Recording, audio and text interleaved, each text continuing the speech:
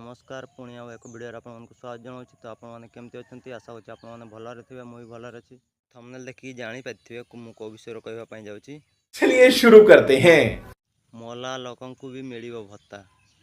आज्ञा हाँ आपण ठीक शुणी मला लोक को भी मिल भत्ता। तार जो कही भोट पूर्वर कि 3500 टंका लेखाएं भत्ता दिज्व किंतु दिज्व एवं नुहे मला पर दिज्व कहीं मु कहूँ 80 वर्ष मतलब 80 वर्ष पारला ही दिज्व 3500 टंका भत्ता।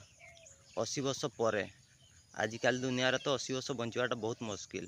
तापर आउ गोटे कथा 80% रु अधिक दिव्यांग थी से चली बुली पार गोड़ थी हाथ थी ता हाथ थी से पोलियो होती ये दिज्व तो से तो नेबापी जापारे से कौन घरे आणिक दिज्व भत्ता 3500 टंका भत्ता मिलूला सेमती ही मिल अधिक किसी मिलनी।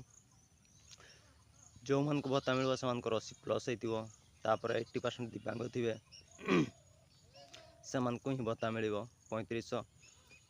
जो मान को भत्ता 3500 मिल से भत्ता नवा कंडीशन ही नथिबे से किए हस्पिटाल पड़ी किए थी गोटे गोटे गाँ बुली आसले गोटे लोक 80,000 मिलनी तो से को दिज्व भत्ता नापी लोक थी तो ना सी भत्ता नब भत्ता नापी तो लोक ही न भत्ता नब किए 80 वर्ष पर्यंत बंचवाटा मुस्किल। से आम सरकार भोट पूर्वर से कथा कही था जे भत्ता दिज्व किंतु 80 वर्ष पर लोक को दिज्व 80 वर्ष पारे थे जो सरकार कथा दे कथा रखिंट भोट पूर्वर कहते दिज्व किंतु सतरे भी दिज्व किंतु जो मान को दिज्व से मैंने एक्चुअली रे जहाँ को देवा कथा ताकू दौना 60 पारे लोक कौन बिलरे हल करेंगे जाकि से भत्ता देवा कथा तो आपण मान तो से को देवे ना 80 पर देवे तो से माने करेंगे कौन